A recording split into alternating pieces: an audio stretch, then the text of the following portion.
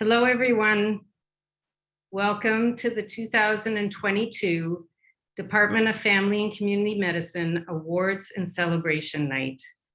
My name is Thea Weisdorf and my pronouns are she and her.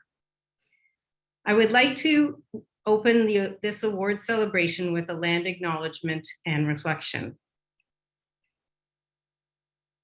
We acknowledge this land on which the University of Toronto operates. For thousands of years, it has been the traditional land of the Huron-Wendat, the Seneca, and most recently, the Mississaugas of the Credit River. Today, this meeting place is still home to many Indigenous peoples from across Turtle Island, and we are grateful to have the opportunity to work on this land. The importance of reading the land acknowledgement as a white colonial settler is that I use this space to encourage, actually to stress the need to action. It is September 20th, and most know that on September 30th, we honor the National Day for Truth and Reconciliation, also referred to as Orange Shirt Day. This is a Canadian statutory holiday to recognize the legacy of the Canadian residential school system.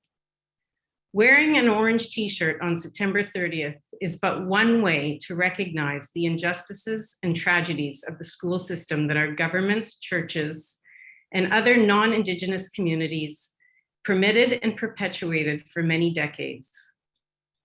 When purchasing a shirt, please purchase it from a company or organization that ensures proceeds from the sales are to benefit Indigenous retailers and their communities. I urge everyone to read the Canadian government's Truth and Reconciliation Commission's 94 calls to action, focusing on the area in which we are privileged and have the ability and responsibility to affect change. Please pay special attention to calls number 18 to 24, which deals specifically with healthcare. I want to highlight calls number 21 and 24. Call number 21. We call upon the federal government to provide sustainable funding for existing and new Aboriginal healing centers to address the physical, mental, emotional, and spiritual harms caused by residential schools, and to ensure that the funding of healing centers in Nunavut and Northwest Territories is a priority. While there have been many words written about the death of the monarchy over the past few weeks, it has overshadowed the devastating events of September 3rd in the Saskatchewan community of James Smith Cree Nation. Amidst this community's immeasurable grief, individuals found strength in gathering at the wakes of all those who died and joined together to celebrate their lives. I feel our government has tacitly contributed to the events of September 3rd and the call to action to provide sustainable funding for healing centers and to address the harms caused by residential schools would be a small step towards reconciliation. Tragedy should not have to bring communities together or be the kindling to raise awareness, but sadly, this is what still happens. Call number 24. We call upon medical and nursing schools in Canada to require all students to take a course dealing with Aboriginal health issues, including the history and legacy of residential schools, the United Nations Declaration on the Rights of Indigenous Peoples, treaties and Aboriginal rights, and Indigenous practices, teachings and practices. This will require skill-based training in intercultural competency, conflict resolution, human rights, and anti-racism. Call to action number 24 is the only call to action in which the responsibility rests with the university and schools of medicine and nursing and not with the government. While the University of Toronto is certainly taking some steps to address the requirements outlined above, I urge each and every one of us to do our parts as individuals and collectively as a department to learn of our injurious history to Indigenous peoples and the need to engage in the training that is necessary to do more than just acknowledge Indigenous lands and peoples. Today and every day, not just September 30th, we must commit to the calls to action outlined by the Canadian Truth and Reconciliation Commission. Thank you.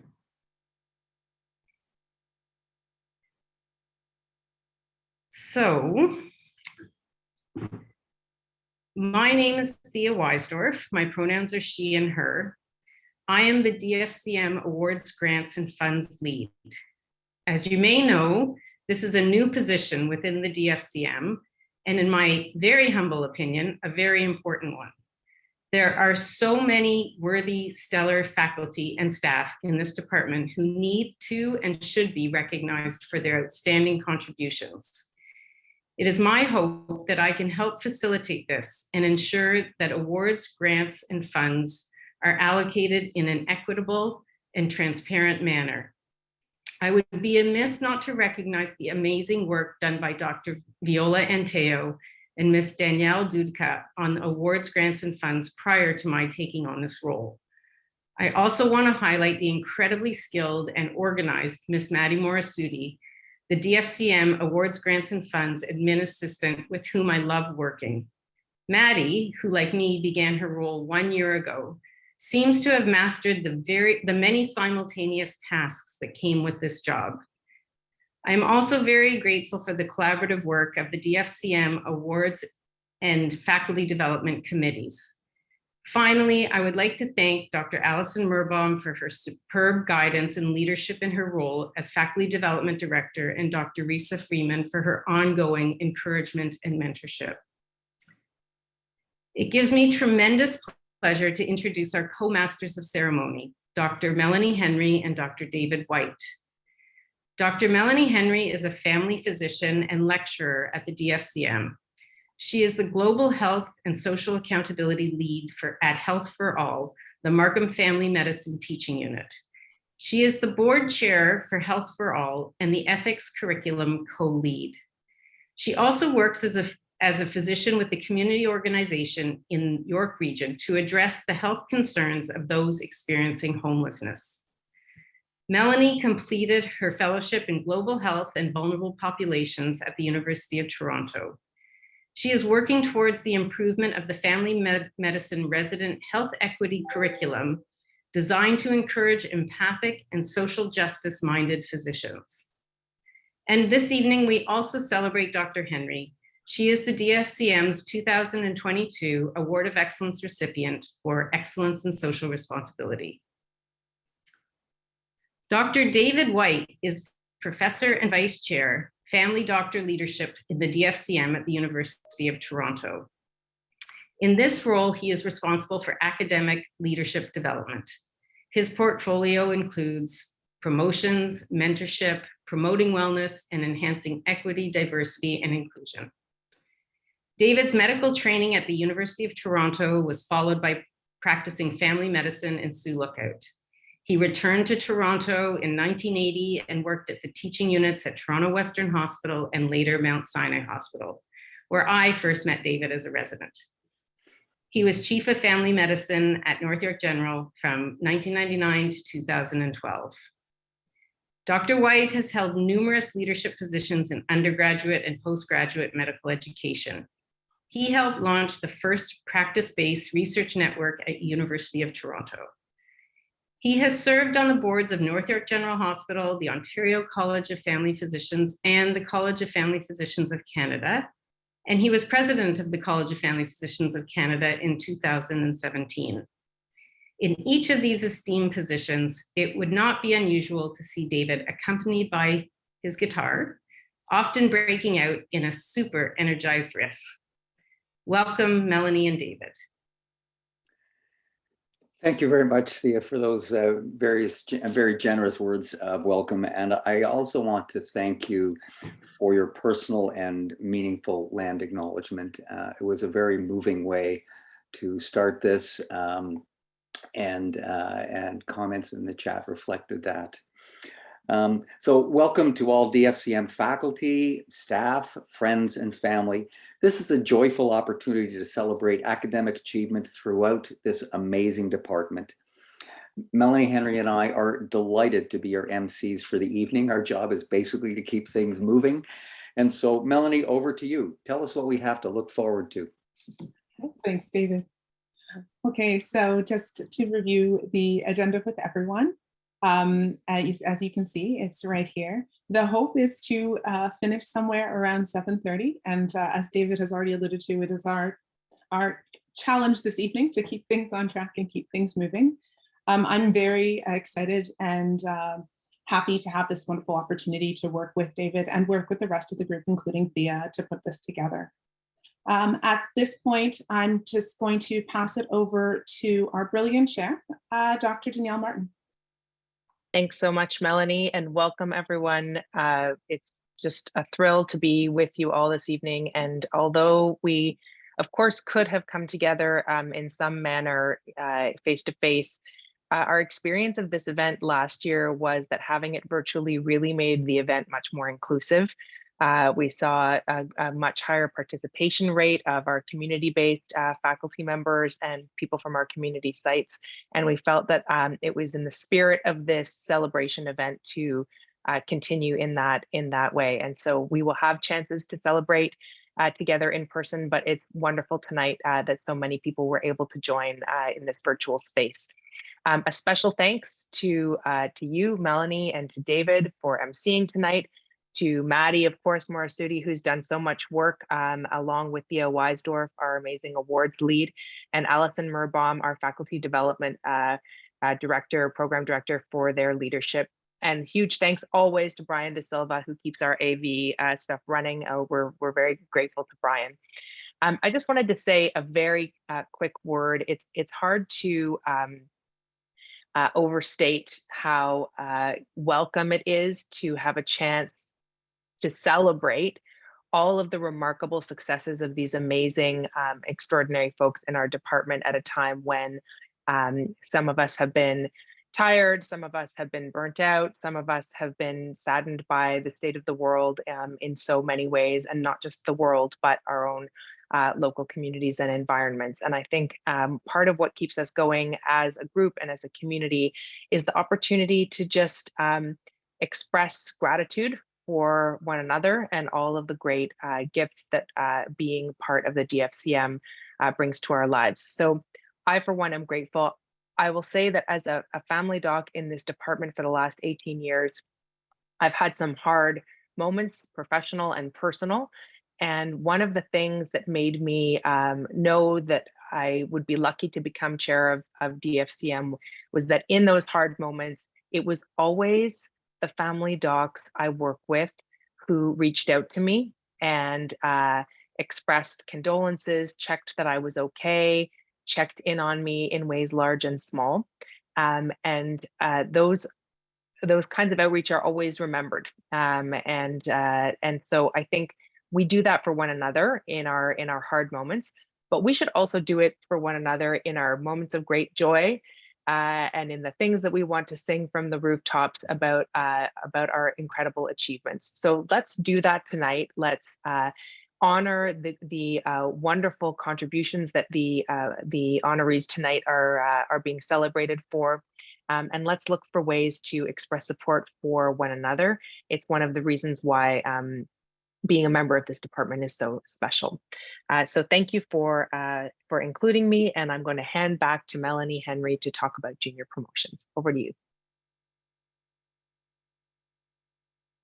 I'm going to jump in at this point, Danielle, to thank you, and we'll get to Melanie in just a moment. And it's really wonderful that you've taken on the reins of this department. If we can have a look at the next slide, I'm quite thrilled to announce the beta launch of Memories and Milestones, the University of Toronto Department of Family and Community Medicine's first 50 years, 1969 to 2019. This has been composed largely by Risa Freeman, based on her 50th anniversary keynote address at the DFCM conference in 2019. It's a beta version that's available online. It's called beta because you can follow the link. I think it's also going to be posted in the chat. And it's preliminary. So Risa, first of all, I think it would be too long to thank all the people that she relied on to provide additional information that she put together. but she welcomes additional comments, any corrections, any stunning omissions. And so there's an opportunity at the link to provide comments. It'll be open for a month.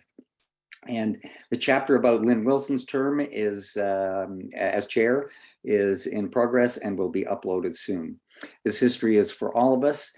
And my comment is, this is a great night of celebration, and we stand on the shoulder of giants, the people who started this. And now, Melanie, over to you. Thanks, David. And with thinking about the folks who we've been standing, who have come before us, one of the wonderful things about tonight is that we also get to celebrate the new members of our faculty. So now I have the pleasure of introducing Dr. Sheldon Cheskis. He's a resuscitation researcher extraordinaire and the chair of the department's appointments committee. And he'll be presenting us with the new faculty appointments and the new assistant professors. Over to you. Thank you so much for your kind words, Melanie, and thanks so much for allowing me to present on behalf of the promotion committee, our new faculty appointments. I must say, sharing this the faculty appointments committee has been an incredible experience. And I must say, I'm overwhelmed by the quality of applicants our department has been able to interest in actually joining us moving forward. Now, at any institution, usually I take the time to sit and read everyone out. Unfortunately, that won't be happening today. Over the next 3 pages, you'll see here, we were able to join 154 new faculty members. Just think about that, the number of people we've able to add to our faculty. Of them, 15 from emergency medicine, so always near and dear to my heart, 13 FMLEs, 10 from palliative care, and 3 physician assistants. And I think what strikes me when I look at all you individuals, I love announce each and every one of you, and unfortunately the time is not there, is the breadth in which our actually department has spread from community to teaching hospitals. And to again, look at the CVs of the people who are coming into our department. Our group is quite sure at our faculty appointments committee that we would have a tough time getting into medical school, looking at the quality of people we're now attracting. So congratulations to each and every one of the people who've been come on as new faculty. And one of the things I've strived for on this committee is to junior promotions as soon as possible. I'd love to be able to see so many in our department moving on to junior promotions. And I can tell you the quality of the people that we see in our new faculty, that will be surely no time coming. And the junior promotions, here are people who we've really focused on moving from lecturer to assistant professors. And most of them, and the vast majority of these, have come along from areas who have come in with postgraduate degrees. Again, incredible CVs, but again, 5 from emergency medicine, 2 from palliative care, 1 from FMLE. And I haven't called out many people during this talk, but my congratulations to Dominic Nowak for someone to become an FMLE and move forward to a junior promotion is superb. So a specific call out with respect to that. And as well, just finally, all the people in our junior promotions committee, the members here, thank you so much for entrusting me with your time and our meetings every month. They're special for me, and I couldn't do any of this without you. So again, to all the 154 new faculty, the 28 junior promotions, thank you so much. We appreciate everything that you do, and we can't wait to see you move forward in this department and the university. So thank you to everyone, and thank you to Melanie and David for the opportunity to recognize all these fine individuals. Thanks so much. Thanks so much, Dr. Cheskis. And congratulations to all our new staff faculty and the new assistant professors. And again, thank you very much to the Junior Promotions Committee for their work. So coming up next, we have Dr. Rhys Freeman, who will continue our celebration with the program awards. I had the pleasure of meeting Dr. Freeman while doing the Essence course at North York General and have been inspired by her dedication to improve teaching and learning, the teaching and learning that we all engage in as academic physicians. Following Dr. Freeman's introduction, we will have each of the vice chairs speak briefly to their award winners. And within this presentation, we look forward to hearing from our inaugural Bernard Fogel Award winner, Dr. Gil Kasavman. Dr. Freeman, over to you. Thank you so much, Melanie. And I remember that day well. It was so lovely to meet you and to work with you. So thank you so much for this opportunity. I'm really, really pleased to be able to introduce all of our education program awards and to be able to thank all of the teachers who are joining us this evening from far and from all over the GTA, from Barrie, Newmarket, our newly coined community teaching stream, and all of our teaching practices. You are the backbone of the DFCM. We truly appreciate that it has been a tremendously challenging time to be a clinician and a teacher over the course of the pandemic. Thank you for keeping your head up, for moving forward to address the needs of your patients, and for serving as exceptional role models for our learners during this time. Your dedication has not gone unnoticed. All of your work contributes to our shared goal of graduating physicians who are skilled, knowledgeable, and compassionate. Before I turn over the mic to our education program directors, I'd like to take an opportunity to congratulate all of our colleagues who've been nominated for awards. You may not hear about all of them, but I know personally that being nominated by your peers and your learners is indeed one of the greatest awards of all. So congratulations to everyone. And I'd like to hand it over to Ozzy, our undergraduate program director. Hi. I just want to make sure you can hear me because I cannot see myself on the screen. Just 1 second. There we go. Okay, it is my pleasure to introduce the undergraduate awards. My name is Ozzy Mulvaney. I'm the undergrad director. What I love about giving out the undergrad awards is we really do recruit and bring in faculty from our community. And I love to recognize our new teachers. 95% of our nominations come directly from students. And so these are our award winners. Sorry, can you go back a slide? My apologies. So in excellence in advocacy, Dr. Mary Thomas, excellence in mentorship, Dr. Matthew Myatt and Dr. Renee Ray Watson, and excellence in program, oh, he's going fast, program coordination, Ms. Gilda Barillas. We cannot do this without our administrators and our coordinators at our sites. Next slide, thanks, sorry. Role model in clinical excellence, Dr. Leslie Ann Hutchings from Collingwood, Dr. Dave Wheeler, that is not what he looks like right now. Role modeling clinical excellence as well, Dr. Jennifer Potter, teaching excellence in clerkship, Dr. Scott Nguyen and Dr. Barbara Vari. Our undergraduate awards for in terms of, in teaching excellence for electives, Dr. Tom Leventis, teaching excellence for FMLE, Corey Bricks and Dr. Thomas Yates, and teaching excellence new teacher, Dr. Lauren Payne and Dr. Esther Rosenthal.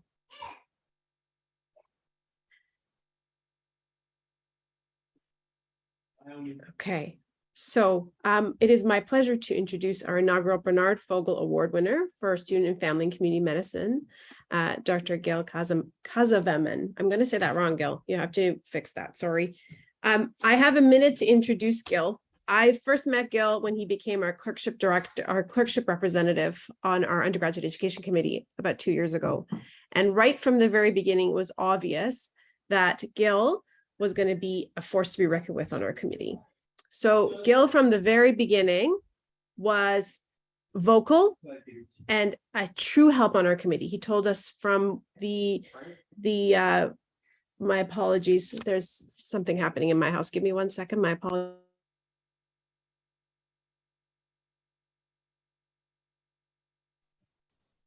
So my apologies. My daughter wants to talk to me right now. So my sincere apologies. So Gil, he was a force to be reckoned with on our committee. He introduced us to issues on the committee from our student point of view, especially in a really hard time during the pandemic. And he himself is now a family medicine resident at Michael Garron Hospital. He's passionate about accessibility to care for patients and medical education, and recently just had a publication notification. So he's going to be published in the CFP about his work looking at how the AFMC policies have changed students' ability to access electives in family medicine. And so he's already doing advocacy work at the level of medical education. And I want to thank Gil, and Gil's going to speak to us for a few minutes. Thank you. Thanks, Dr. Movani, and thank you for the plug. It's always great to get a plug for your new publication. I have to say I'm truly honored to be the inaugural recipient of this award, and therefore have the opportunity to speak with you all tonight. So my name is Gil. My last name is Kazavman, but everybody calls me Dr. G on the ward, so I'm okay with that. And I am a first-year family medicine resident at the Michael Garron Hospital. Woohoo! And congrats to Mary Thomas. I can say that I'm currently living my dream. I am working in an amazing place with wonderful people. I do the things that I love to do, and I get to go home to an incredibly loving partner and an extremely demanding yet super cute puppy. But it wasn't always my dream to do family medicine or medicine at all. My previous career is in nuclear medicine, where I primarily worked with cancer patients. And I got to that field really because I liked technology. I liked the cool ideas about radiation and about radioactive decay, and nuclear medicine just sounded really cool. But as I worked with those patients and I kind of heard about their challenges and their journeys through the healthcare system, I just became so interested in helping them more and do more for them. And so I talked with the only mentor in the healthcare system I had at that point, who is a wonderful radiologist.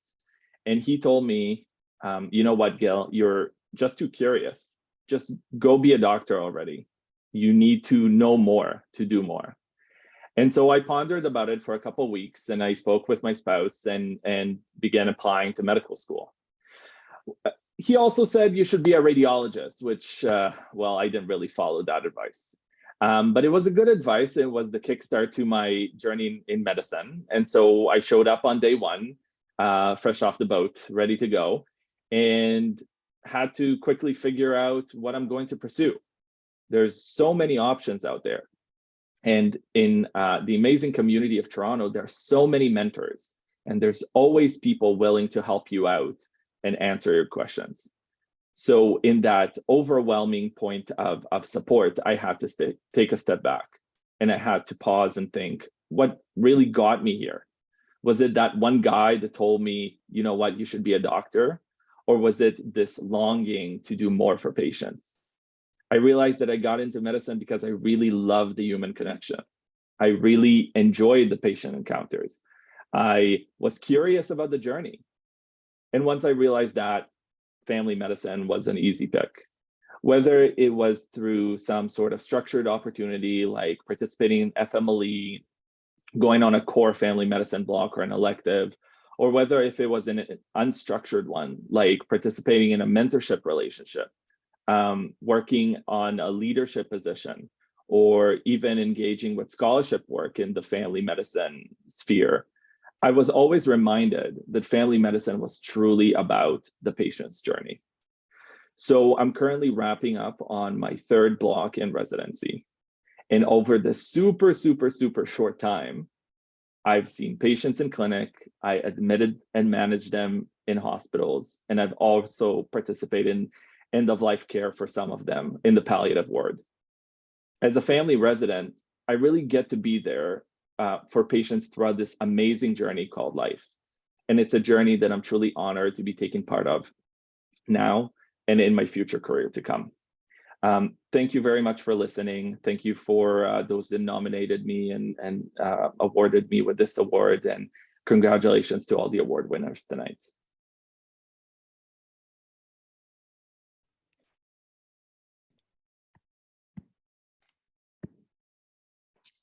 Thanks, Gil. Welcome, everybody. My name's Stu Murdoch. I'm the Program Director for Postgraduate Education.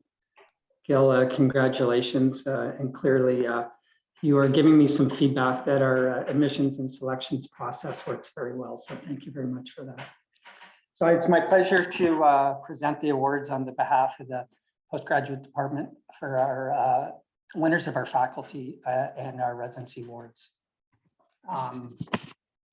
The postgraduate department has had another amazing year, graduating over 200 residents in our family medicine program, as well as our enhanced skill program. This year, graduates completed their entire residency within the pandemic, and their success was already celebrated in our June graduation ceremony. I am pleased to recognize and congratulate our resident award winners tonight. We do have amazing faculty members that have taught, supported, mentored, and advised our residents through this pandemic to successfully complete the residency and meet their competencies to be excellent comprehensive family physicians. Tonight, we honor postgrad faculty award winners from our 14 teaching sites, our 4 integrated community sites, 40 teaching practice sites, and 19 enhanced skills programs. Sheldon, unlike you, I'm going to say the award winners, the slides may be off, but excellence in teaching, Dr. Dana Newman, Dr. Jane Ridley, Dr. Navshir Gill, Dr. Hewitt Ming Lam, Dr. Jodana Sachs, our own Dr. Ruby Albee, and Dr. Sakina Walji. Under new teacher, Barry's own Dr. Christina Costantian, Dr. Jeffrey Ho, Dr. Stephanie Goddard, Dr. Najeen Walji. Under program leadership, Dr. Melissa Graham, Dr. Walbo Campbell. Residency advocate, Manjot Saro, Dr. Sarah Fleming, Dr. Jennifer Campbell. Role modeling clinical excellence, Dr. Carissa Chen.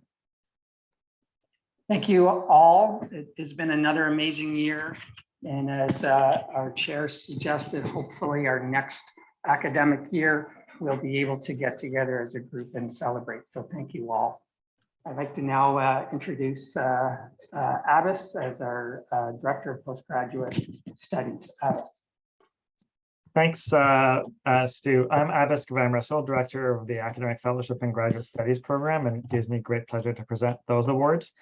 I'd like to start by thanking Nancy Jacob and Christy Billings, the 2 amazing administrators who really make our program shine. This year we had Julia Lean, our Associate Program Director, complete her term, and we'll miss her dedication, her wisdom, and the support that she's been providing to our students. Thankfully, she's staying on as a instructor in our program. We can move on to the next slide. I'd like to specifically congratulate Dr. Shriti Gupta and Philip Tsang, who are being nominated and applauded for their excellence as continuing education students in our program. A special thank you to all of our instructors, but especially to Dr. Savithri Rathapalan, who runs 2 courses in continuing education in our program and is always pushing our students to work on their scholarship and supports more than any of our instructors getting their work to publication and to dissemination. And finally, Dr. Aymanu Sood, who was nominated by one of our students for his support of their practicum work. And we really rely on instructors to take on students to be able to put their work into practice through practicum. So thank you, Abby. Finally, a big congratulations to everyone who's being recognized tonight. And I'm going to pass the virtual mic over to Dr. Allison Mirbaum, who will present the Faculty Development Awards. Good evening, everyone. I'm Allison Mirbaum, and it's my pleasure to present these awards on behalf of the Faculty Development Program. As you know, our program seeks to support our faculty in all of the amazing work you do as teachers, educators, faculty developers, and mentors. And we have an amazing committee of FD leads that support faculty at their sites and within their divisions with new appointments, promotions, award nominations, delivering their own rounds locally and keeping their faculty updated and connected with DFCM programs and resources. I wanted to thank them for all their hard work over the past year. They've been instrumental in the breadth of achievements we're showcasing tonight. I also want to say a special thanks to Thea, our inaugural awards, grants and funds lead, and the FD lead for St. Mike's, and Maddie Morasudi, our awards administrator, for their amazing work in putting together today's events. This year, we have 4 awards to present. I wanted to make special mention of the award in honor of Dr. Alana Frick, who held the role on our committee of FD lead for Scarborough Hospital. Our recipient this year is Dr. Kamakshi Ganesan. Dr. Ganesan provides comprehensive addictions and primary care to a diverse marginalized population in the North York General Hospital Mental Health Outpatient Program. Her study, for which she will receive $2,500 from this award, relates to stimulant use disorders and their strong relationship with intimate partner violence.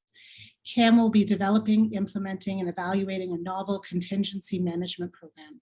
This is an evidence-based behavioral strategy using the principles of positive reinforcement, and she'll be partnering with a group at St. Paul's Hospital in Vancouver who has published in this area, as well as Breakaway Community Services, a local community group. We're fortunate to be able to honor Alana's memory through this award and to allow faculty to further their work in the areas of mental health and intimate partner violence. Congratulations to CAM and to our other award winners, Rahul Jain, who's the FD lead for Sunnybrook, as well as Paolo Mazzata and Paul Das. Congratulations, everyone. And I'm going to turn it over to Peter Selby for research. Thank you so much, Allison, and congratulations to all those award winners. So I'm going to be presenting the research awards. I'm the Gibbon Professor and Vice Chair Research, and we have a mentorship award and then 3 awards. So if I can get to the next slide, please. So it gives me great pleasure to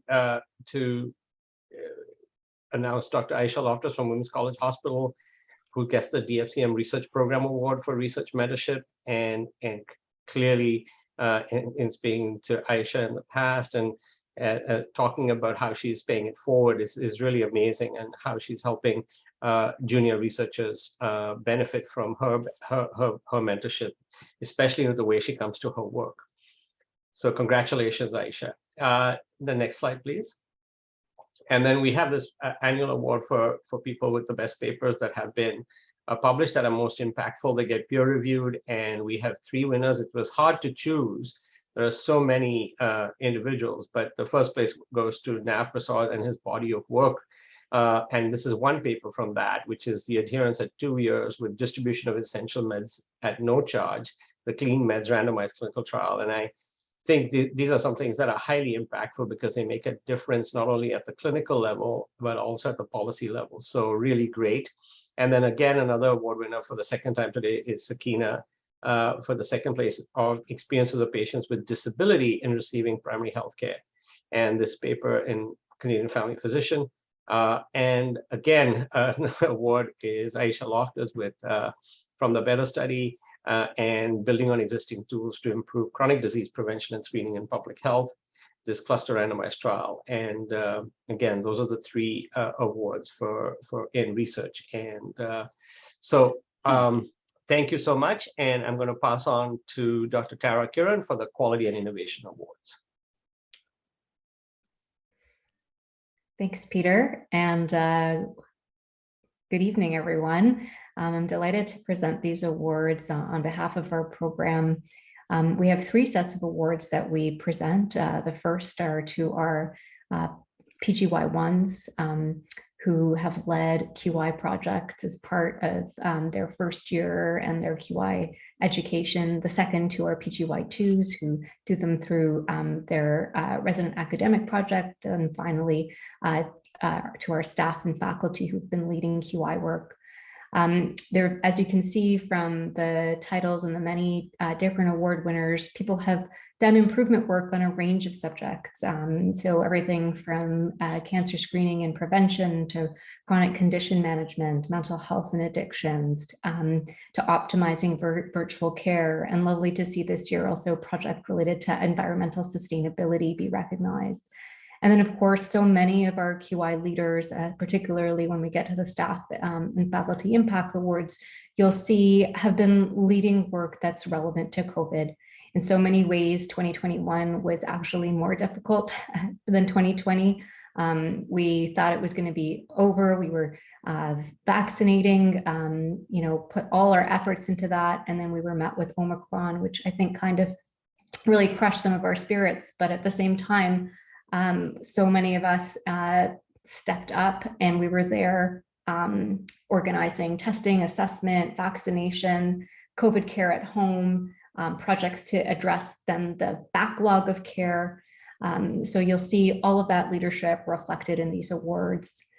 Almost all of the awards reflect the work of a team, which is a central part of doing QI, but they also in some cases reflect leadership from a few very key individuals. In this last slide, I think a few of our key leaders have been acknowledged, including Dr. Carly Schenker and Dr. Sam Turkos and Dr. Catherine Yee. So thanks to everyone and congratulations for the wonderful QI work that you've done. Our department is grateful for it, and I know your patients and your colleagues are as well.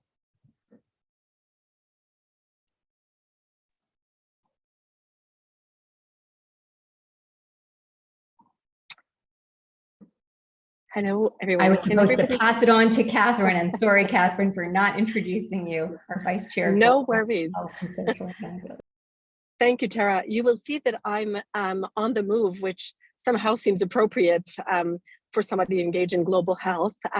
It is my great pleasure to introduce the two awardees for our program. My name is Catherine Rouleau. I'm the Vice Chair, Global Health and Social Accountability. And maybe before I turn to our awardees, I want to underscore the amazing contribution of Jamie Rodas, who is the administrative staff that keeps us going in this rich and wonderful program. The few number of awardees in global health and social accountability is directly inversely proportional to the geographic reach and impact of these two amazing individuals. And so it is my great pleasure and honor and privilege to first of all, congratulate Vanessa Reddit. Vanessa is the lead, among many things, the faculty lead for the graduate course in family medicine and collaborative primary care in a global context. She's a family physician at Women's College, at the Crossroad Clinics, and in the community. And like Abbas, who is also nominated, has gone from being a learner in my world to being a mentor and a role model. Congratulations to Vanessa. We do not have every year a winner for the Yves Talbot Award for Excellence in Global Health and Leadership. And it is my great pleasure to acknowledge Abbas's achievement in winning this award this year. This is an award that goes to somebody who spent a lot of time leading us here in Canada and around the world in global health, in equity. Abbas does it through education, through leadership, through role modeling, sometimes through entertaining. And I want to congratulate Abbas for winning this very well-deserved award. Over to you, Megan Landis.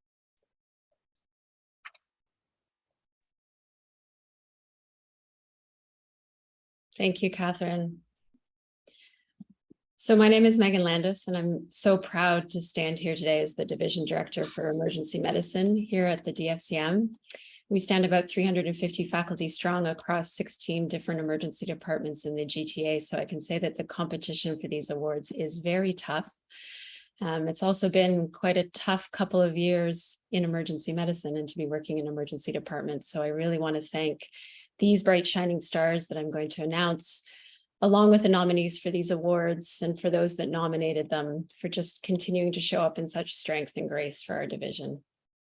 So first, congratulations to Dr. Carolyn Chan from Scarborough Health Network for winning the Excellence in Research and QI Award. She's masterfully led her department's quality improvement team through the pandemic by combining her dual skill set of environmental engineer and MD clinician and educator. So congrats, Carolyn. Congratulations to Maria Vankovich from Unity Health St. Joe Center for winning the Excellence in Teaching and Education Award. Maria is described by learners as a once-in-a-career type of educator who motivates you to be a better you, or to better yourself personally and professionally. Congratulations, Maria. Congratulations to Vince Brienza from the Sinai Health System for winning the Excellence in Teaching and EM in the Early Career Award. Dr. Brienza is an enthusiastic, patient, and skilled teacher, and is described as one of our best. So looking forward to your ongoing career, Vince. And finally, to Rick Pensner, who many of us know, congratulations on the Excellence in EM Award. Rick is a full professor. He's well known at the DFCM for his sustained commitment to emergency medicine through teaching, mentorship, scholarship, and leadership roles locally, nationally, and internationally. So a huge congratulations to these outstanding faculties who I am so proud to call my colleagues. Thank you for working with us in the division. And now on to David White to present the Physician Assistant Awards. Thanks very much, Megan, and congratulations to all the emergency department winners. It's my honor to actually step out of the MC role and be able to present the PA Program Awards on behalf of the director, Jeff Galiski, and the former director, Leslie Nicol. They're just in the process of handing over and couldn't join us. I've been a fan of the PA program since our office taught very early when it was established, and these are the winners. It's Kevin Zhang for excellence in teaching, Dee Naidu at Sunnybrook Health Sciences Center as a role model, David Ng at Oak Valley Health for the Preceptor Award, and Rising Star to Ms. Sarah Pitka-Jones, Maine East Medical Associates in Hamilton. It's an extraordinary program. And quite frankly, when the Temperley Faculty of Medicine turned to our department, when the PA program frankly was needing some direction and leadership, I think it was great that DFCM leaders stepped up and really are running a very significant program and one that is making a big difference in health. So congratulations to the PA program awardees. And next, I hand it back to Theo Weisdorf, who's running this whole show and gets to kick off the next section, the DFCM Awards of Excellence. Over to you, Thea. Thank you, David. This is a lot of fun for me, so it's my pleasure. I am so excited to present the DFCM Awards of Excellence. The selection of nominees and recipients of the 2022 Awards of Excellence was remarkable for the acknowledgement that so many faculty were now 2+ years into an exhausting and stressful pandemic. Nevertheless, the nomination packages were outstanding and the efforts to recognize many of our staff and colleagues was unprecedented. I would like to announce all of the award recipients, but it would definitely push us well beyond our time. We've asked a few of the award winners to speak this evening to provide you with a taste of the work being done across health disciplines, across urban and rural sites, and across career trajectories and experiences. Again, I would like to thank the DFCM Awards Committee, the names of whom will be shown on the last slide. I'm really looking forward to working with the committee in the coming year. Moving forward and looking ahead to 2023, I hope to showcase an even better recognition of the awards processes with focus on greater transparency, better representation of staff and faculty from smaller or less well-resourced sites, and better alignment with the DFCM's equity, diversity, and inclusion goals. We know there's lots of work to do, and we're definitely up to it. Please continue nominating your colleagues and supporting your faculty development leads, site leads, to ensure as many of you are recognized for the amazing work you do.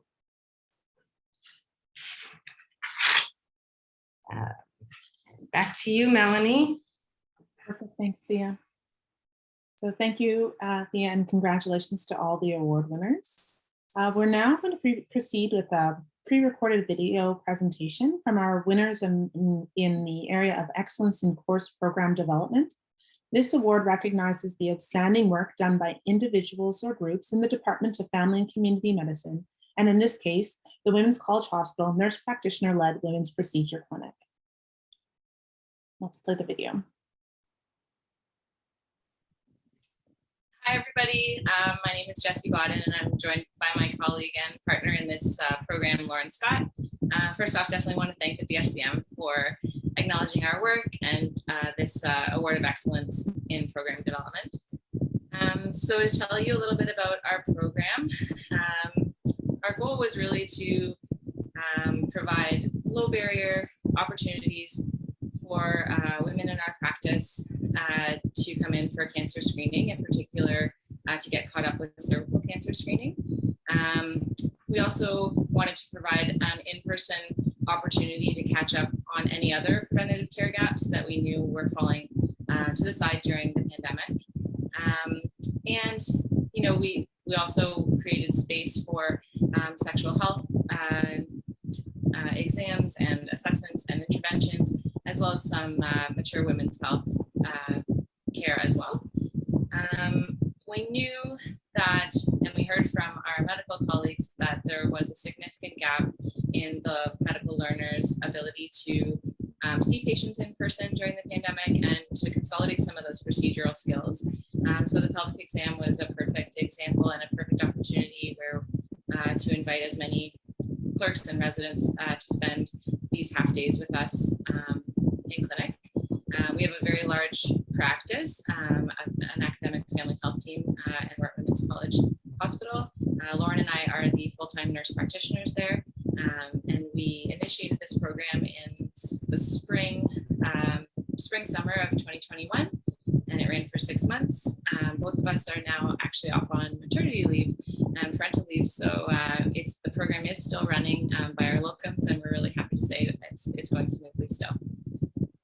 So we have some data from our 6-month assessment, which was, we were fortunate to have 26 different medical learners, including residents and clerks, come through the clinic.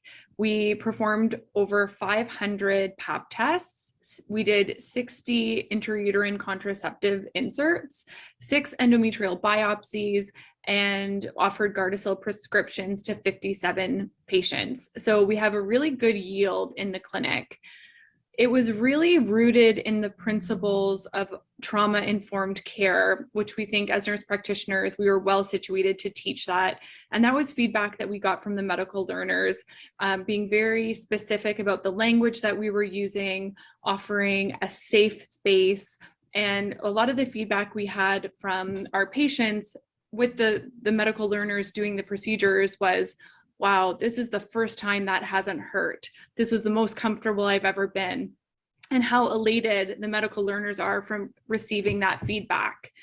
So we offered the consolidation of this skill so they could do, 5 pelvic exams in one visit, but also be able to learn with their interprofessional colleagues, being the nurse practitioners. So we think that the success and recognition of this project is really due to our passion for this line of work and our interest in medical teaching. So to be recognized as colleagues by the DFCM, we are very humbled and very, very thankful. And we have to say specific thank yous to Nicole Bourgeois, who's our registered dietitian and health promoter at Women's, who has been instrumental in the administrative and background of this project. And we have some incredible DFCM colleagues that we have the privilege of working with who have mentored and supported us as nurse practitioners in this program, specifically Dr. Danielle Martin, Dr. Ruth Heisey, Dr. Dara Maker, and Dr. Carrie Schramm. So thank you, thank you, thank you. And we look forward to welcoming new groups of medical learners with the program.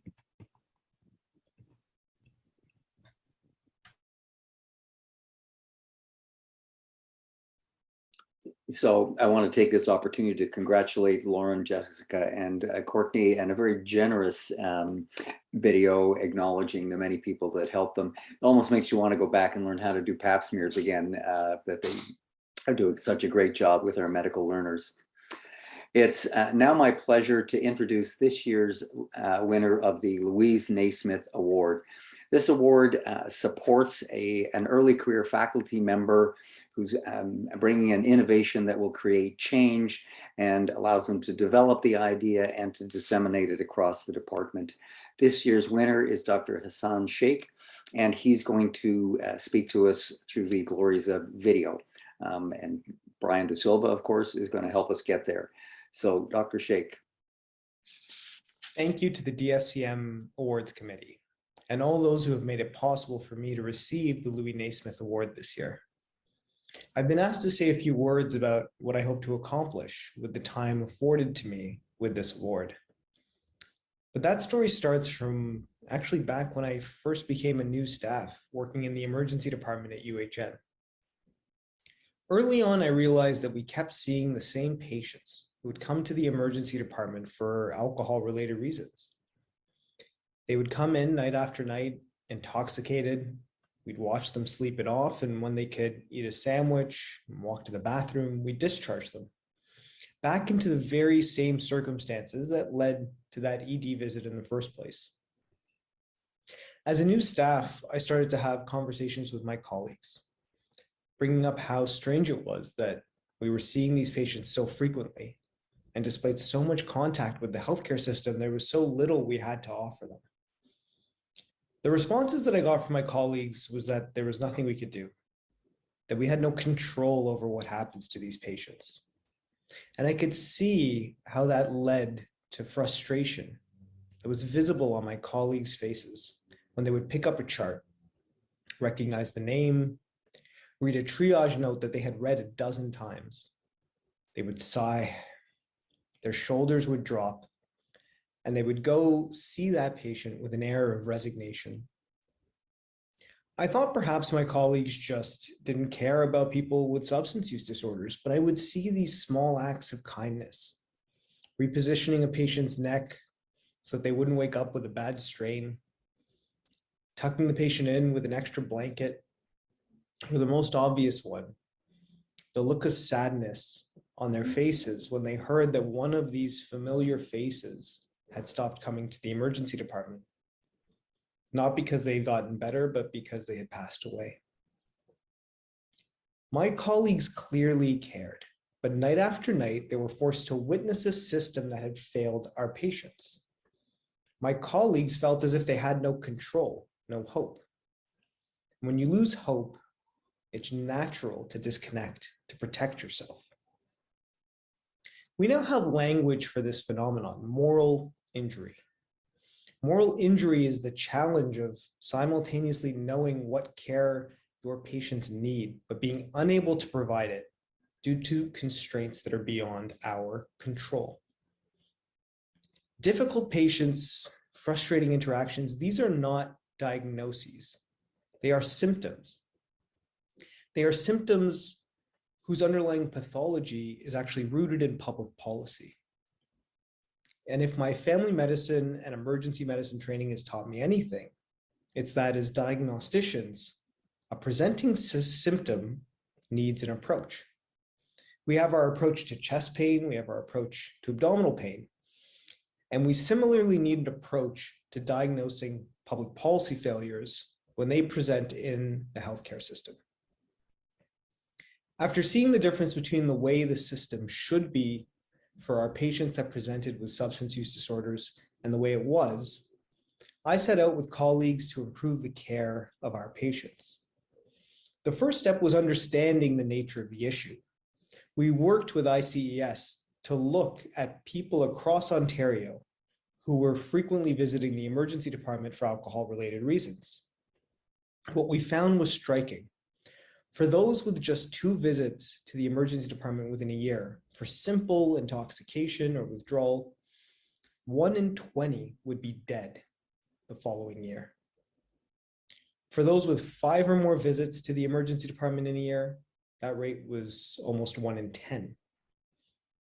Clearly, this was a serious and urgent public policy failure that we needed to address. We then opened a rapid access addiction medicine clinic, or RAM for short, which is a low barrier clinic where patients can come without an appointment or referral. I remember one of the first patients I saw in the emergency department after we opened the RAM. I spent a lot of time counseling him, offered him anti-craving medications for his alcohol use disorder, and told him that if he came to the RAM on Monday, he would see me, a familiar and friendly face. He said he would come. But Monday came and went, and he never showed up. I was dejected. I was wondering if I'd wasted everyone's time and effort trying to open up this clinic. But 6 months later, he came with the handout I had given him. telling me that he just wasn't ready before. But 6 months later, he found the handout and he was finally ready. And because he knew he could just show up whenever he wanted, whenever he was ready to address his substance use, he felt comfortable coming to the clinic, and he did remarkably well. We also worked on improving the care we provided patients with substance use disorders in the emergency department. We started to treat alcohol withdrawal more aggressively, started prescribing anti-craving medications for alcohol use disorder. And with the worsening opiate poisoning crisis, we started offering buprenorphine in our ED. Now I see my colleagues pick up charts for patients in substance withdrawal, and there's no sigh. Their shoulders don't slump. In fact, I see an energy and an enthusiasm that comes from being able to offer hope to our patients, to feel like there's something in their control that they can do. These experiences and many others have led me to the Louis Naismith Award, where I hope to use the time that's afforded to me to develop an approach that we can use when we have these frustrating interactions, when the dreaded symptom of a policy failure emerges. In those times, I'm hoping that the framework I'm able to develop will offer you some hope that the failures you're witnessing are not inevitable, that there is something that you can do about it. I often like to imagine a healthcare system full of physicians who refuse to accept the systemic issues that are plaguing our patients, who feel capable identifying the lesion in our pathological policies and feel empowered to advocate for the right prescription. That's my hope that I hope to offer you because of the time afforded to me by the Louis Naismith Award.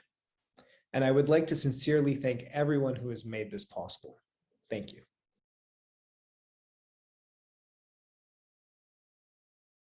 So it is back to me. And I just wanted to thank Hassan on behalf of everybody here for such a moving, impactful, and just, incredible dignity that he provides to our patients, and as a leader, I think that was just brilliant. And unfortunately, Hassan wasn't able to be at the actual presentation tonight, so we were just so thrilled that he would take the time to record this, and we are very, very appreciative of that. So I am now given the treat and honor to introduce this year's Department of Family and Community Medicine Academic Family Medicine Physician of the Year.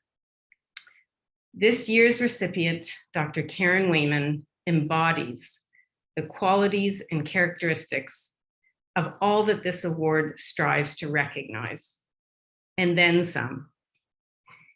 In adjudicating the nomination, the awards committee was faced with significant angst in reaching a decision, as the nominees were of such high caliber. However, Karen's extensive breadth of experience in medical education, patient care, outstanding mentorship, advocacy, and unrelenting steadfastness in enhancing equity in all aspects of family medicine moved the needle in her direction. I would like to read you a few quotes from the letters of support for Karen. Looking back now as a family physician and teacher myself, I recognize even more how unique and special some of the experiences I had with Dr. Wayman were. Her example serves as an inspiration for me on how to be a better teacher and physician. I feel fortunate to have had the chance to have Dr. Wayman as a mentor and teacher. I have learned much from her clinically, but even more importantly, she has taught me how to be a truly caring physician and good teacher. Another quote. Further, her openness and willingness to discuss equity-relating topics facilitated a safe environment for me to discuss challenging experiences within my medical education. It is exceedingly evident that she cares deeply for her mentees And I believe that this is a fundamental characteristic of truly impactful mentorship. And one more, although there were many, many more. Karen shows the same commitment to high quality clinical teaching for medical students and residents. Through both explicit teaching and role modeling, she consistently became a mentor and key teacher for all trainees who encounter her. She also goes above and beyond. Throughout my first 5 years of being a staff physician, despite not being a trainee anymore, I often go to Karen for her wisdom and guidance. When I had a difficult patient encounter and was worried about both my own liability as well as the patient's well-being, she provided compassionate and knowledgeable guidance as to the next steps. You know, there are individuals who are extraordinarily compassionate family physicians. There are individuals who are stunningly skilled educators and role models. And there are individuals who are outstanding friends and colleagues. I submit to you that Karen is all of these. Congratulations, Karen.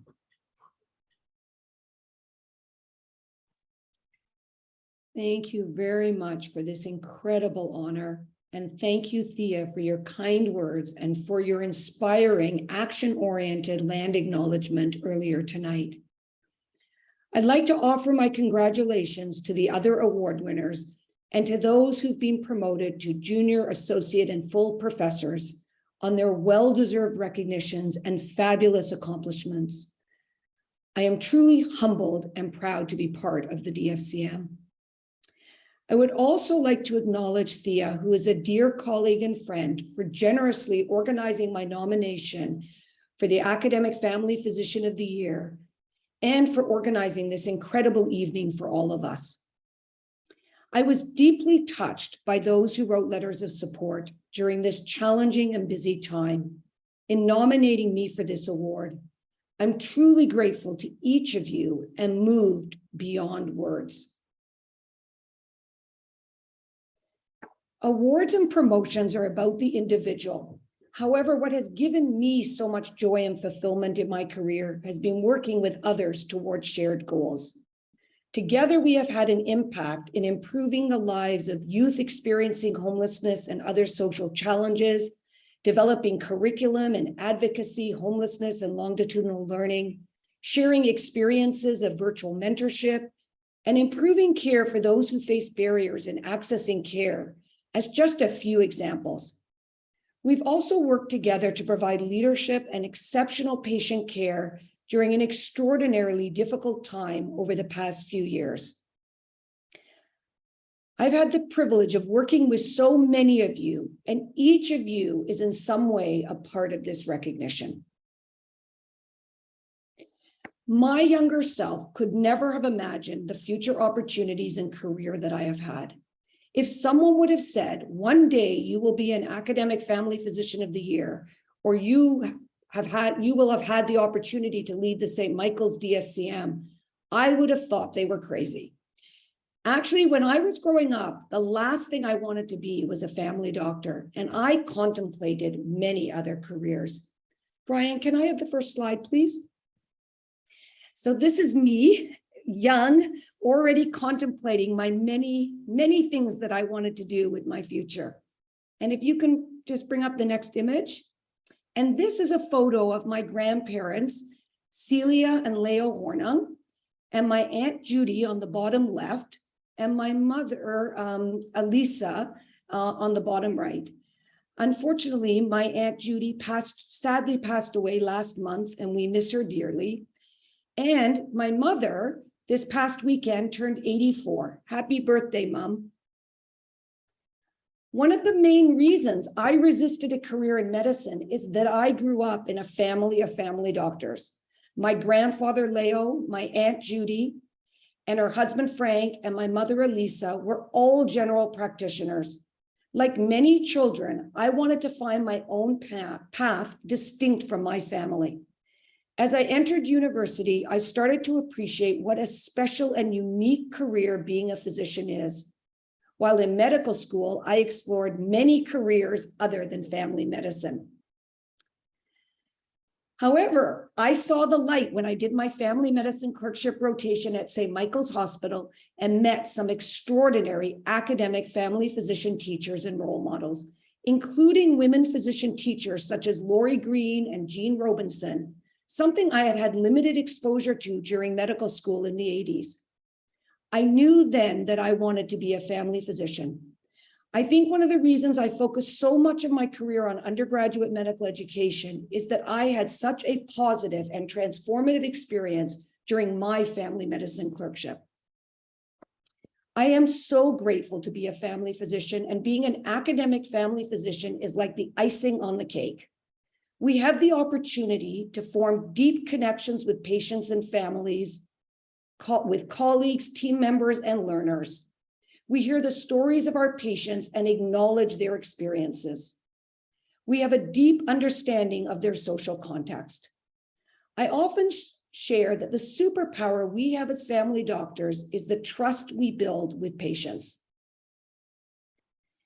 In addition to the ongoing relationships, what I still find exciting and also drew me to family medicine is the intellectual challenge of seeing undifferentiated and complex medical and social issues. We are like the first detectives on the scene. Guiding learners in managing complexity and uncertainty is something we do every day as clinician teachers, and sometimes we forget the unique skill set we have in being specialists in generalism. While maintaining my skills as a generalist, I am grateful for the opportunities of combining comprehensive family medicine with a focus on working with youth, learning new clinical skills as patients' needs evolve, being involved in medical education, quality improvement, advocacy, scholarship, research, and leadership during my career. Where else would this all be possible?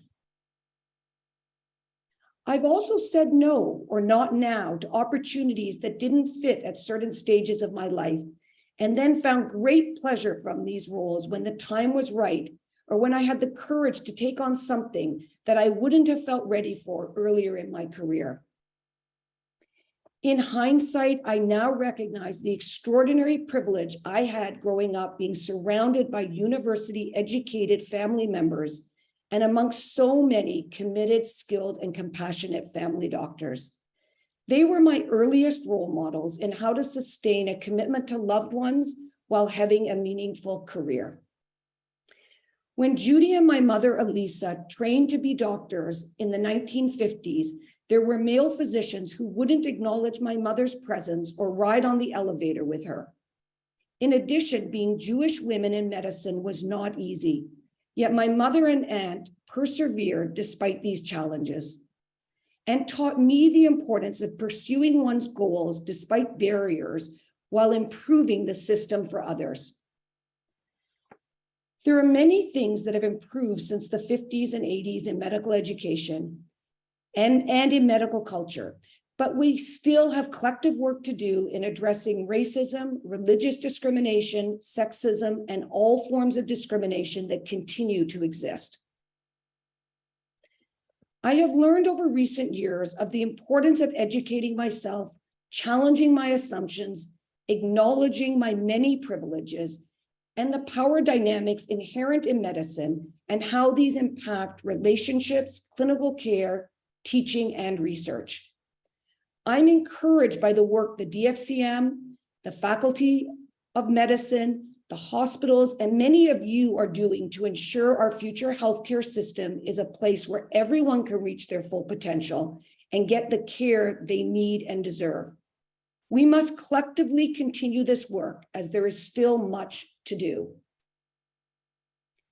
Along with my family, I have been blessed with many extraordinary role models and mentors, many of whom are here tonight. Your support and mentorship have allowed me to take risks and explore new opportunities I would not have considered, and to get guidance during leadership and clinical challenges. I encourage everyone to consider reaching out for mentorship as needed, whether brief or long-term. The DFCM has programs to support faculty who are looking for this. Given the benefit I have gained through informal and formal mentorship, I have in turn tried to be a mentor for others. And this has become one of my greatest joys of my career. Is there anything better than seeing a colleague or learner take risks and continue on their path to become their best self and reach their career goals and full potential? While the past few years have been difficult on the systems we work in and have taken a toll on all of us, I couldn't have got through them without my professional and personal families. I've learned the benefit of slow, deep breathing, meditation, being in nature, and reaching out to others for support to manage my stress, exhaustion, and anxiety. These are times when we need to treat ourselves with extra compassion and loving kindness, which we do very well for others, but not so well for ourselves. In addition, we need to continue to advocate for and build healthier work environments that allow us all to thrive. Another huge support in my life is Sid Feldman, who I met at the DFCM when we were both participating in the academic fellowship, another transformative experience, both professionally and personally. And if anyone is interested, the academic fellowship became the master's in health professional education, and there will be open houses coming up, and there's still, I think, openings in INTAP, which were part of the courses I took many years ago in the academic fellowship, and I still think have great benefit for anyone looking for professional development opportunities. Brian, can you put up the next slide, please? I'm grateful to everyone who takes responsibilities for bringing Sid and me together. Though I like to think it was love at first sight, and we have a little something to do with our upcoming 30th wedding anniversary. While I'm certain we have many more collective accomplishments to be proud of as a department, my family is my greatest joy. Sid, you are the kindest, funniest, and best academic family physician of the year I know. And in my eyes, you still look like you did when we first met. You have been my rock over the years, and I appreciate your ongoing sage advice, love, and friendship. When Sid and I decided to have children, we could not have imagined 3 such incredible individuals being part of our lives. Josh, Benjamin, and Hannah, you have grown into caring and compassionate adults who are committed to making our world a better place. I'm in awe of the support you provide for one another and learn so much from each of you. I feel so grateful to have you all in my life. Brian, can you stop sharing? Thank you. I've just got one last thing I'd like to share. I recognize there's a lot that needs fixing in our healthcare system, our society, and the world at large. This can be quite overwhelming, and we are all tired. I've also seen what is possible when we come together and work collaboratively with others and the patients and communities we serve. I believe under Danielle's leadership, the DFCM and its members can be leaders in positive change. The recent DFCM strategic planning sessions I have attended have left me feeling inspired and hopeful. If we take care of ourselves and one another and act together, we can start to heal and reach our collective goals. Together, we can shape the future of family medicine and primary care. Thank you again for this wonderful honor and the opportunity to share some reflections with you this evening.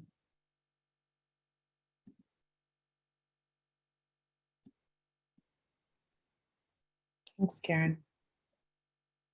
I really hope, Karen, that I know you were giving that speech and it was absolutely lovely.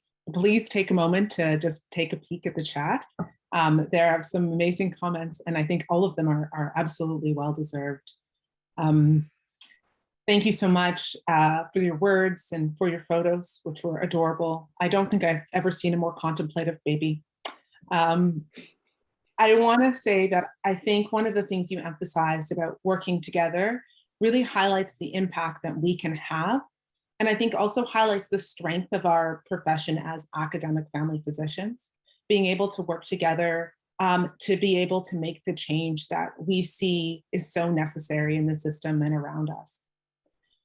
It's now my pleasure to introduce my co-MC, but not as himself, well, still as himself, But he's going to be Dr. David White as the chair of the Senior Promotions Committee.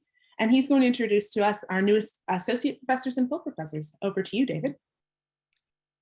Thanks very much, Melanie. And again, personal congratulations to Karen. Senior promotions rolls up a lot of what we're talking about tonight. Each of the people who achieve senior promotion, we have 9 new associate professors and 4 full professors. They have been recognized by you with awards. They've been mentored by many of you. They have mentored many of you, taught many of you. Perhaps I should say taught many of us, because I've learned from many of these people. And it's truly an honor to assist people in this department who are so deserving of elevation to the rank of associate professor and full professor at Canada's premier university, premier medical school.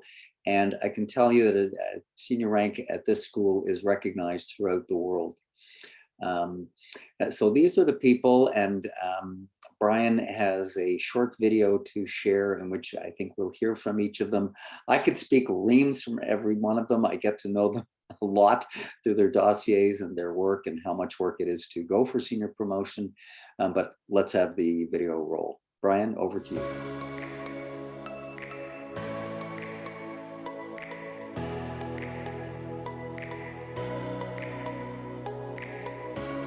I decided to pursue a senior promotion because it gave me an opportunity to reflect back on the last 11 years of my career as a faculty member of the Department of Family and Community Medicine and also a scientist. What I found was that I did a lot of meaningful work, and when I had an opportunity to reflect on it as I worked on my senior promotion dossier, there was a great amount of work that was done, and I really wanted to be able to share that. The promotion is actually a recognition for all the academic work that we've been spending a lot of time working on and doing. In the beginning, it certainly seems like a daunting task to put together the dossier for senior promotion, but it made me reflect and appreciate my career achievements, which was totally worth the effort. Having a deadline and the incredible support that the DFCM provides forces one to take stock and appreciate the evolution of your career. It is a form of forced reflection about where you've been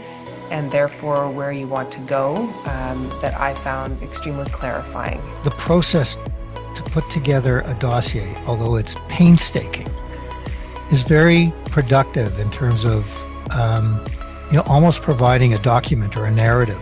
About a year ago, I got to the point where I was approaching another milestone anniversary of the number of years I'd been in practice and thought, I just really have to do this and do it for myself. I was at a bit of a turning point in my career. I was coming up on 20 years in practice and teaching, and after being a site director for 7 years, I was starting to think about new academic opportunities. I made a decision to change roles somewhat in my main area of work, and I just said to myself, this is the time, it's now or never, and move forward with what ended up being, of course, a year-long process pursuing senior promotion. So I think it was really an identity shift from a family physician that really is passionate about teaching and learning to an academic family physician. It is sort of an opportunity to bring together and begin to see overall unifying patterns that link different aspects of one's work. The way I'm sort of being a doctor is as an academic, and that's a core part of who I am.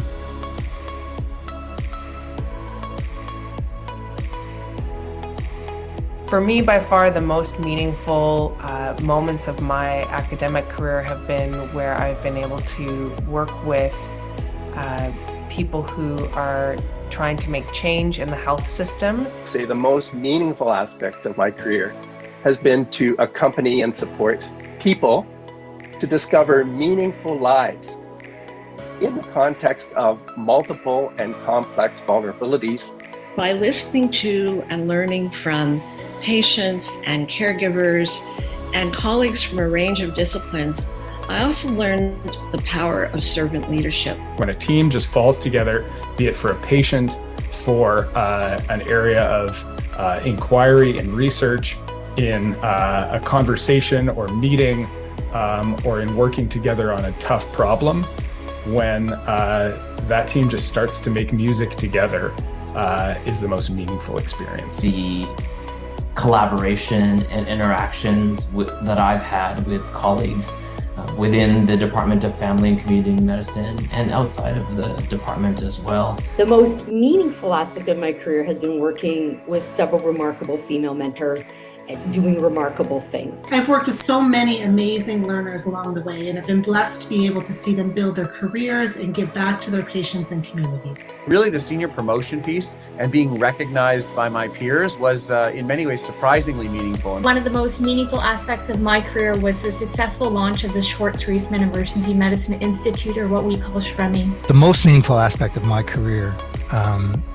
has been the opportunity to learn from so many different people. It's really just boils down to relationships. So to the relationships I've had with my patients, and over time, and the ability to develop those relationships as I hone my skills as a family physician, but also in terms of my academic work. Watching a program of research really develop into a program that can help support students and introduce them to research in the area of reproductive health in the emergency department, and to watch how their projects have flourished has been a true delight. I just love the fact that I'm there to support my learner. I start with them in the beginning and I continue to see them grow over time, gaining confidence, becoming independent, and then see them blossom.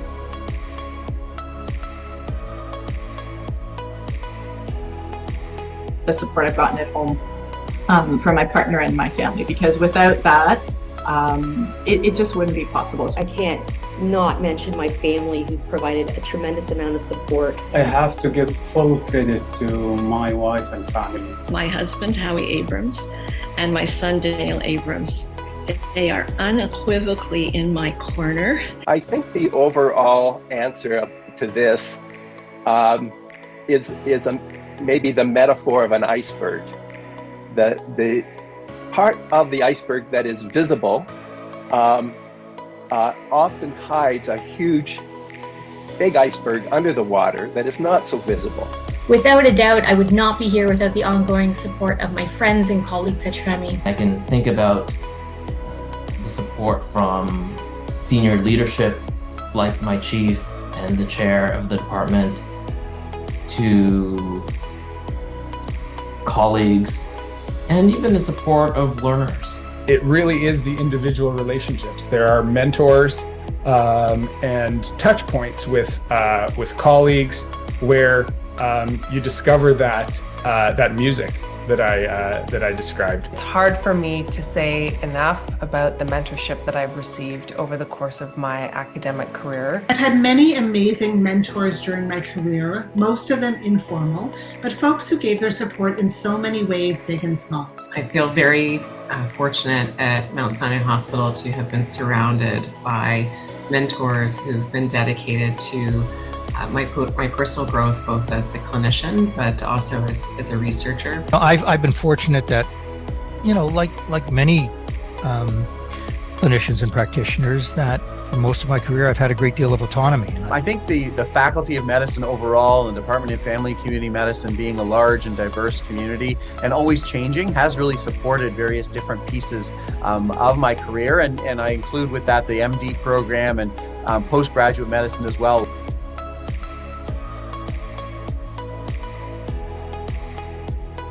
I've been able to maintain wellness in a sense of purpose in my academic work by choosing something and doing something, and continue to do things that I'm passionate about and give me a sense of fulfillment. I try to focus my academic work on projects that inspire and motivate me. So I think a sense of purpose and meaning is really one of the most important things in anyone's career, and certainly in mine. And I do think about it reflectively, and have really since I began my training. I think building community is something that helps a lot.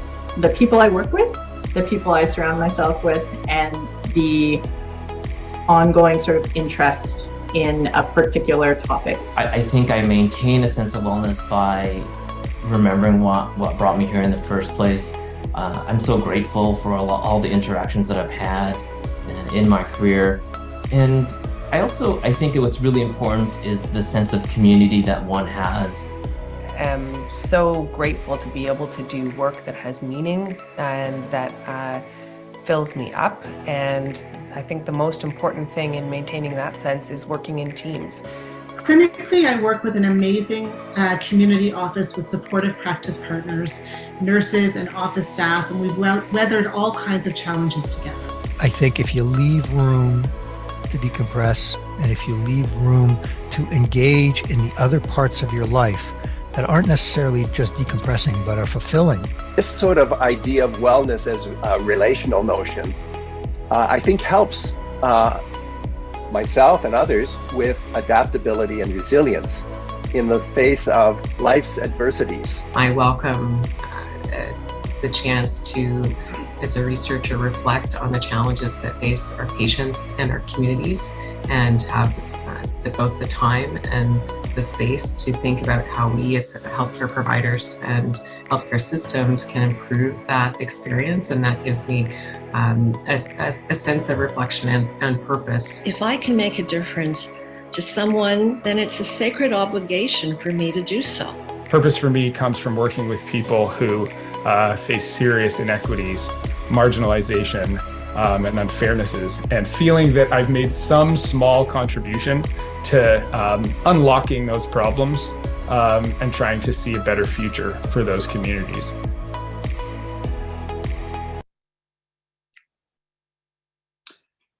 So thank you to and congratulations to all our new associate and full professors.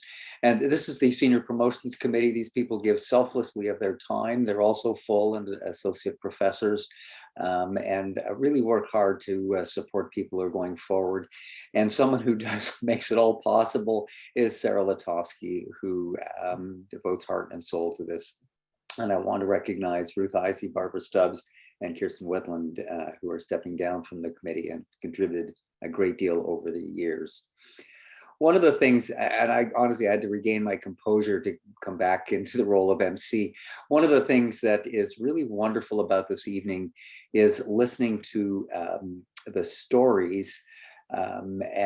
So we heard a bit from our senior promotion folk. We've heard from Karen. We've had some wonderful videos. It's truly inspirational, and it would be wonderful to hear from really everybody who is being recognized this evening. So thank you very much for that opportunity, Thea, putting this together. And now over to Risa to speak about external awards. Risa Freeman, Vice Chair, Education and Scholarship. Thank you, David, and thank you for the great pleasure of introducing the recipients of our external awards. These awards recognize the remarkable accomplishments and contributions of our colleagues by organizations outside of the DFCM. And I would love to be able to tell you about each of them, but time is limited, so I'll let the slides speak to the breadth and the depth of the achievements of this amazing group of colleagues.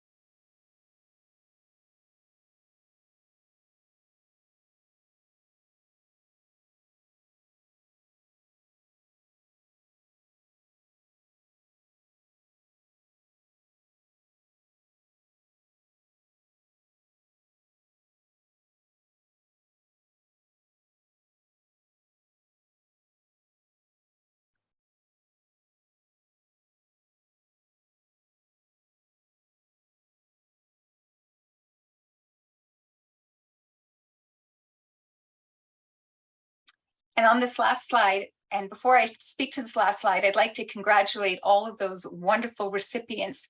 It's hard to imagine the impact that the DFCM is having beyond our own department. So congratulations to all of you. And I'd like on this last slide to just take a few minutes to talk about our staff awards. You know, the Temerity Faculty of Medicine employs over 850 administrative, technical, and research staff, and they all contribute so greatly to our vision and our priorities.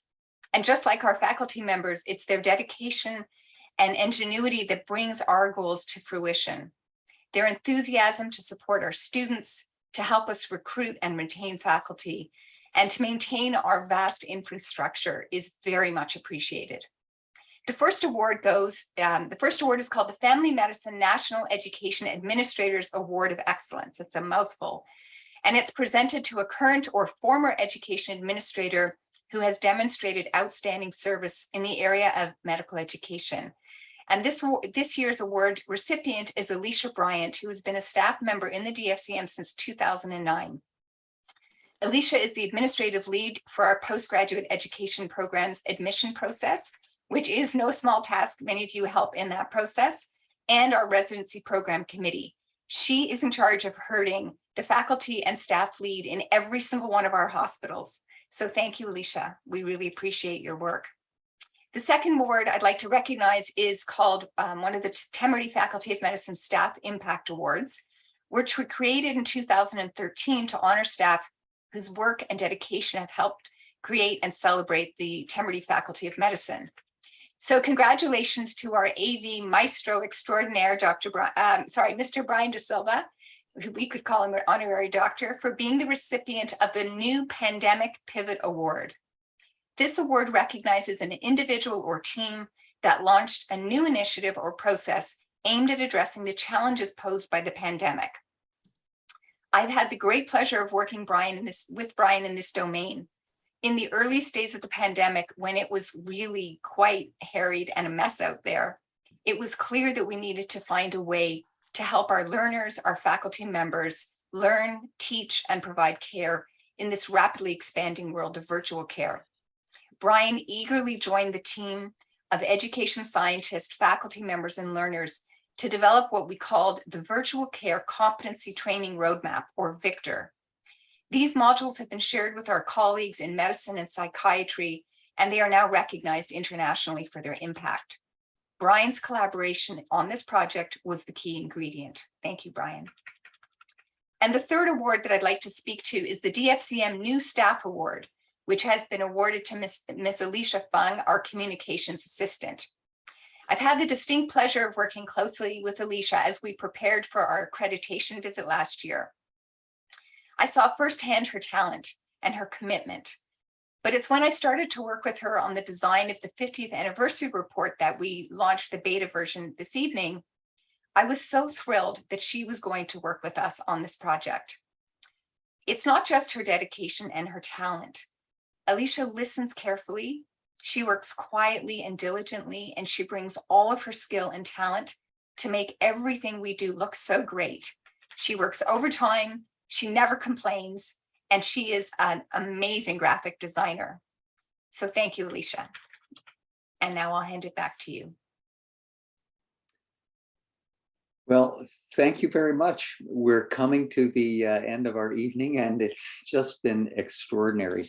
An evening like this doesn't just happen. So I want to thank all of you for coming, extend congrats again to all the winners. But I think we need to take a moment to recognize the people who really made this happen. We've heard about some of them are awardees themselves. In communications, Allison Williams, Elisa Kim, and Alicia Fung. I just realized they're obviously the A team. The program assistant for awards, Maddie Morasuti, Brian De Silva. None of this would have looked or sounded any good without his technical wizardry.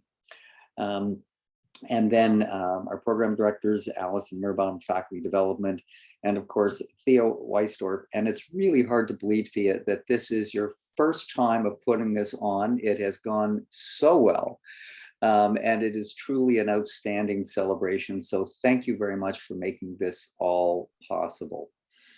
And to wrap the evening up, It's been a delight, Melanie, to share the hosting duties with you, and to you for some final comments. Yeah, thank you so much, David, and thank you to everybody. Congratulations, of course, to all of our award winners and our promoted faculty. We are awesome. As a department, as a group of human beings, we are awesome. And I hope that if anyone felt alone in the last couple of years with all the difficulties that we've had to experience and all the challenges that we've been faced with, I hope today you're feeling like you're part of a very, very special group. And I hope that you're feeling inspired like I'm feeling inspired. I'm so glad that I've had the opportunity to celebrate with all of you. And it's been a privilege to actually be part of this celebration. And then, like I said, it's absolutely inspiring to hear about the work that we've been able to accomplish. Finally, I just want to say that I wish everyone has a wonderful and pleasant evening. And thanks so much again to Thea for all of the work.